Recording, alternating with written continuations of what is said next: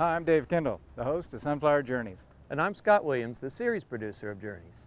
Welcome to Sunflower Journeys presents the National Parks of Kansas. In this show, I'd like to take you on a tour of the 5 national park sites in Kansas. Stay tuned.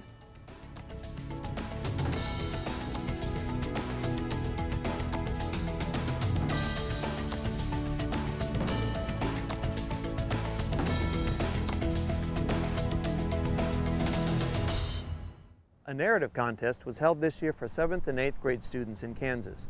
Those entering were asked to share personal or family stories dealing with migration, justice, hardship, living between two worlds, and building community. These are all themes that can be found in our national park sites in Kansas. And to kick off our show, here's a word from filmmaker Ken Burns, who recently explored the national parks of America in his own documentary series. Hi, I'm Ken Burns. I wanted to take this moment to thank the 300 7th and 8th graders in Kansas who entered the I Too Am America contest. I hope the 5 winners have enjoyed their visits to the Kansas National Park sites. In this special, we watch these 5 contest winners with the help of on-site rangers connect their individual experiences, heritage, and family stories with the themes of these sites. I urge anyone viewing KTWU's program to explore the Kansas National Park sites and make your own personal connection. Next, we head to the eastern side of the state to visit the Fort Scott National Historic Site.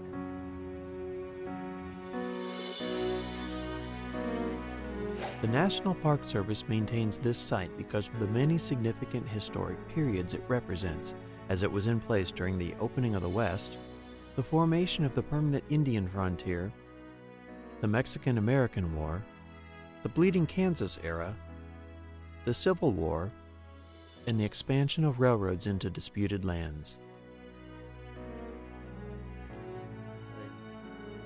Ryan Kelly of Topeka wrote an essay describing how disease nearly wiped out some of his ancestors, and how they overcame the situation by adopting a child.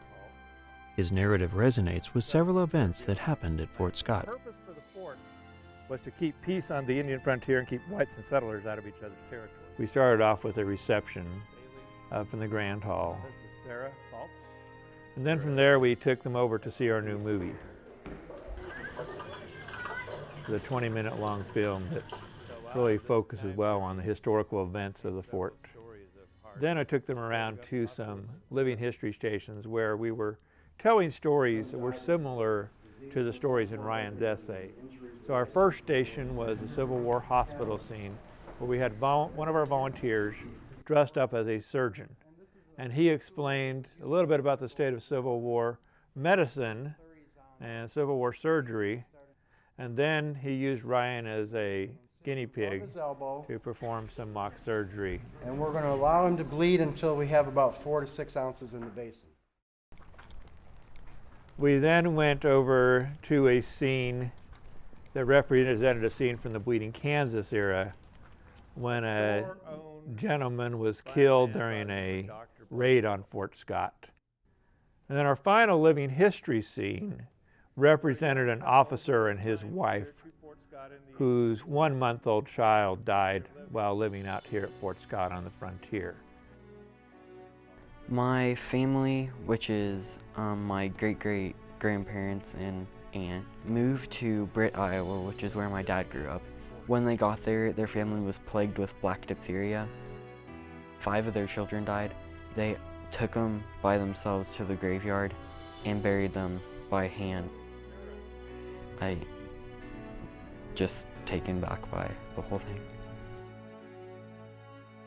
And I was also amazed that there's 2 connections to the story, because I was wondering how it would really fit in, but now that I'm here I see that it really does. The second connection Ryan refers to was the next stop on his tour. Following the fort's military years, one of the buildings was converted to a children's home. Former park historian Arnold Schofield gave Ryan and his family a tour of the building. In Ryan's contest entry, he described how his great-aunt was adopted off the orphan train. The building Ryan toured would have seen many such orphans in its years of existence. Ryan's own family adopted a Chinese girl, and his mother now runs an adoption agency. So we felt that was a tie-in that would be relevant to Ryan's story. And the guardhouse, I thought that was pretty cool too, how like they were so strict in this, and I'm wondering how that like compares to today. You can be incarcerated with other prisoners, and you're on regular Army rent. We then went over to the stables where they kept the horses. Back then, horses were very important to the soldiers to patrolling the frontier.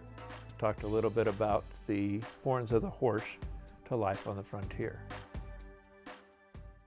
After we left the stables, then we went over to the Dragoon Barracks and headed upstairs to where the soldiers slept. And they had to wash their feet twice a week, 3 times during the summer. For the 1840s, that's... It was a really good experience. I think I'll remember it for a long time, and thanks to all the people that put this together, because I'm sure it like took time and effort and stuff like that.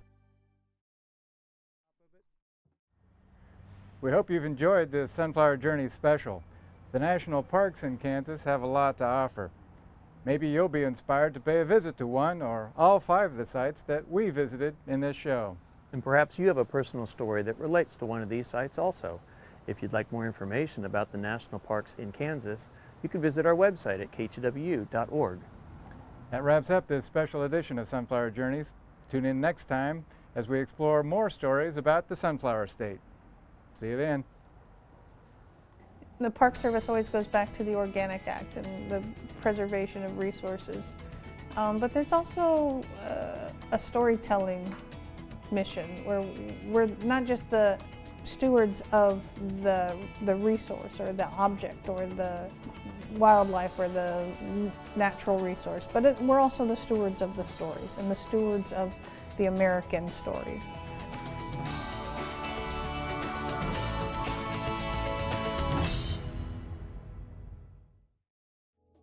Funding for this program is provided by General Motors, the Evelyn and Walter Haas Jr. Fund, Corporation for Public Broadcasting, the Arthur Vining Davis Foundations, Park Foundation Incorporated, Public Broadcasting Service, National Park Foundation, the Peter J. Sharp Foundation, the Pew Charitable Trusts, and Bank of America.